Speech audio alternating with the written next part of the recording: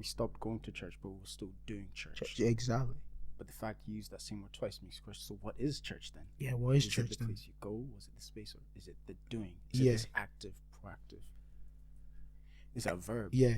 Do you know what I mean? Exactly. And Rather then than it noun. led me to another question of then why is it though I feel like obviously it was a period where I was like everybody was going for a tough time throughout COVID in different pockets of that year and a half, 2 years. But then I was like, why is it that I feel now more like closer to God in a way than I did when I was in going to church on a regular basis? Was I doing things due to obligation at that point? And now because I am now in control of how that day looks for me, does it mean now because I'm actively doing things? Is that why I felt like in that period when when a lot of people were saying they were going away from God, I felt like I was actually getting closer to God, type of vibe. And even post-pandemic, I then became, I guess, less in tune with the church for whatever reason. I felt like I was just not as, for stars, my friends weren't as much as they were before. Like all the boys, everybody that we knew that was going to church. But at the same time, I just felt like in general, my whole relationship with the church had completely changed. And more times I was like, I'm just going to church for my spiritual food. And right or wrong, I would leave. I'd be like, cool, I'm there to be spiritually blessed. And then I'd move. Right or wrong, I'm not saying it is right or wrong, but like that was what I think mentally my change was. And I was like, you know what, it's for me, type of vibe. So I can kind of understand when people are saying, I don't go to church because I'm actively doing what I need to do for myself. And for whatever reason, they may feel that the church isn't quite doing it for them. Because I think there was definitely a period in the pandemic that I felt like I'm getting close to God now than I ever did when I was going to church on a regular basis. I don't know. That was just my take on the whole pandemic thing, but I don't know what you guys think. What are you thinking? Pandemic definitely. I feel like it's opened all of our eyes in a way. 100%. Yeah, like before, I always say when I was younger, it's always in my mind for church, especially where it'd be a time where I get to see you guys and hang out with you guys and just see everyone really. It was like Ace was saying before, it was just something that happened. You go to school Monday to Friday, you're in church on Saturday, and then Sunday, whatever happens. It's your day of rest. Yeah, Sunday's a day of Legit, rest. yeah. So it was just it was just something that happened. And it was, for me personally, I've never really been a religious person. At least I've realized that now. I always thought maybe I was going to church every week. I mean, I'm going to church every week. It's just something that's part of my life. I just assumed I'm a really religious person. Yeah. But it was when the pandemic hit and then going back to church after those 2 years. Some of my friends weren't Christian. Some of my friends are now studying in different cities, so they're not in church anymore. Yeah. And going back and seeing it was essentially just me out of the friend group there. And it just wasn't the same. And it made me realize I was really just there for the friendship. It was a time where guaranteed I didn't have to plan it with the gang. Yeah. I didn't have to figure out who's coming. Everyone was coming because Who's your gonna be parents are there. going to be there. You're there. So when I seen it was like you guys weren't there anymore, it kind of hit me. I started to ask myself, why am I actually here? Not being so, I've even with the online church, never really felt too connected. When I went back to church, never really felt connected. Like even stuff like getting baptized, that was just the next step. The older I got in church, that was the next step. Yeah, People were telling us, this is not what you have to do. You get baptized and then Yeah. you da-da-da. As opposed to it feeling like Yeah, I was just never like moved to do any of these things. Yeah. It was just something that, somebody told you this You was the done. next step yeah, in the journey. like second year, third year in high school kind of thing. You just Yeah, kind of right. progress in that way. yeah. So the pandemic really made me realize all these things of, like, it's not really for me.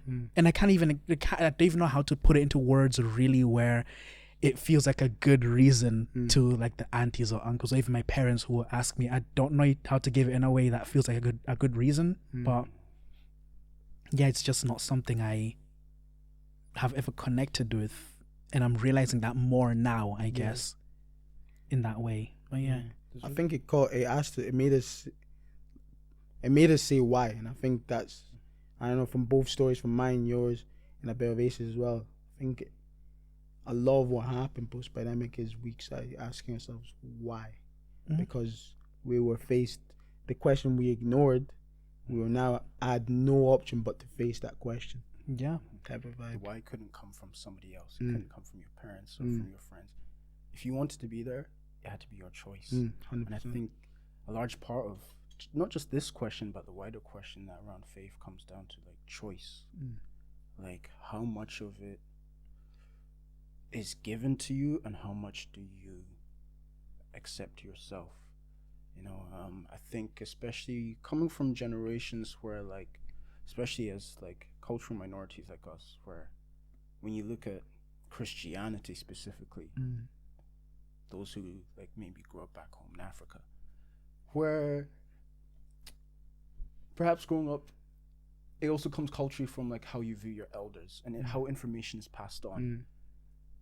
What comes from the top hierarchically is gospel truth. Not because of like in a religious sense, but just what your elders say, you don't question, you don't ask questions, you accept and you trust that they are right. Yeah. And even if you come across like moments in your life where like something doesn't feel right, it's almost like lean not on your understanding, just trust. Blind faith, you could almost say.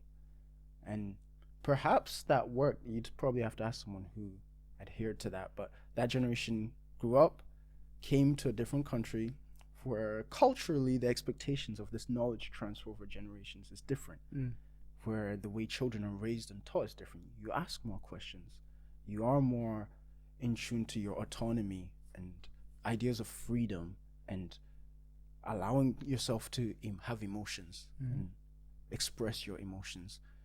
And that works in all factors of life. But then when it comes to faith,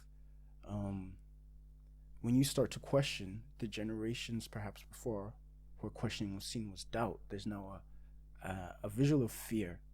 Like, oh no, you're questioning not just the faith, but you're also questioning me, which is something I was never allowed to do. So this is not just uncomfortable in our relationship. It causes discomfort in my relationship to those who gave it to me, because I couldn't ask questions. So maybe I can't relate to, maybe there's a bit of envy and jealousy of like, when you see, you're supposed to be right. What you were told is supposed to be infallibly true. And when you see someone question you and not suffer consequences, it can put doubt in your mind. Like, so all along, maybe I did have a choice. But now you're set in your ways, you're a little older, some might call you stubborn, and this is what has worked all along. And you might feel like it's too late to try new things. It's better to be secure. It's better to be safe. And so they want to pass on that idea of safety. Whereas on the flip, the new ones coming in who are more open to experimenting things, they find safety and comfort in the exploration. You know, I mean, it's also a luxury and privilege that a lot of people we know in the world don't have. Just freedom of expression or faith, choosing your faith, expressing your faith. And we're in situations outside of faith circles where we're allowed to express. Like workspaces are changing, education is changing, fashion, music. We're so much more in tune to centering self and holistic health, you could say, of myself. And faith comes into that of like, where do I feel safe? Where do I feel community? Where do I feel love? Because to me, I think that might be God. It's not just was written. It's not just in the rules. Because for a lot of people, going to church is salvation. It's not even like how you treat other people. It's not your good deeds. It's going to church. What's going to get me into heaven? To get that reward, I have to be there every week. And that's a fear that was passed on to them from above, from who came before them, who said, if you don't go, this is what happens. This is what happens, and you begin to suffer and da-da-da-da-da. And maybe you get to a point where you realize, oh, but it's not true. I didn't go. And so you start to like, it's the idea of choice. You know, and choices of consequences, but that's part of your faith, is the testing. It's the freedom of, free will. There's trust not just in me trusting the source, but the source trusts you to go on your journey and explore your faith. And I believe you always end up where you need to be. And you'll always experience where you need to be.